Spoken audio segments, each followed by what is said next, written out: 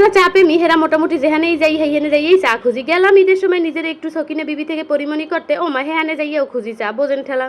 Hello আমার দাদারা বুয়ারা আফরা সবাই কেমন আছেন? আমি কিন্তু ভালোই আছি। সামনে ঈদ ভালো না থেকে পারি কন? এখন সামনে ঈদ যেহেতু চিন্তা ভাবনা করছি একটু পার্লারে যাই ঘষা মাজা করে যদি সকিনা বিবি দিয়ে একটু পরিমণি হওয়া যায়। লোকটা কেডাই বা হাতছাড়া করে কন? হেয়ের লাগে দুপুর দুপুর খাওয়া দাওয়া করে মাইয়েরে প্রাইভেটে দিয়ে হেয়ের পর চলে গেছি কিন্তু বান্ধবীর লাগে দেখা করতে, আর বান্ধবীও বাসা প্রাইভেটে দিয়ে আমরা দুইজনে টুস টুস করে হাঁটতে চলে যাইতেছি। কি জন্য জানেন? পার্লারে যাবো হের লইয়া।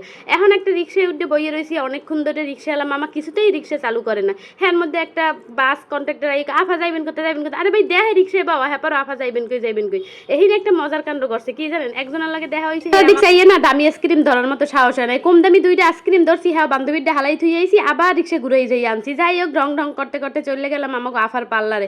ও মা যাইয়ে দেখি আফা বুঝগো বিশাল ধরনের ব্যস্ত, নতুন একটা এসি লাগাইছে, কাস্টমার সবকিছু মিলাই দিলে আফায় আমাকে সময় দিতে পারতেছিল না। যাই হোক বান্ধবী মানুষ তাই একটু মজা করলাম। আসলে ঈদের সময় তো আমার বান্ধবীর পার্লারে এরকমই ভিড় থাকে, আমরা অনেকক্ষণ বইয়ে থেকে এরপর মোটামুটি একটু সার্ভিস টার্ভিস নিয়ে আড্ডা মজা করে টোরে এরপর চলে গেলাম চা খাইতে। চা বলতে আমাকে এখানে রাজাপুরে হাইজ্যাক মোড়ে ভাইরাল চা ভাই, এই রাজাপুরের যারা যারা আছেন বা এইখানে চা খাইছেন হেরা কিন্তু অবশ্যই কমেন্টে জানাইবেন।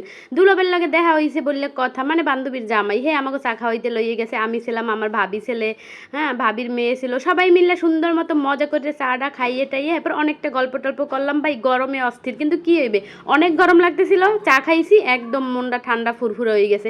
যাই হোক এরপর চাটা খাইয়ে একটা অটোতে সবাই মিলে মজা করতে করতে বাসার উদ্দেশ্যে আইয়ে পড়ছে। যারা যারা আমাকে ওই হাইজ্যাক মোড়ের এই ভাইরাল চাটা খাইছেন অবশ্যই কিন্তু কমেন্ট করে জানাইবেন আপনাদের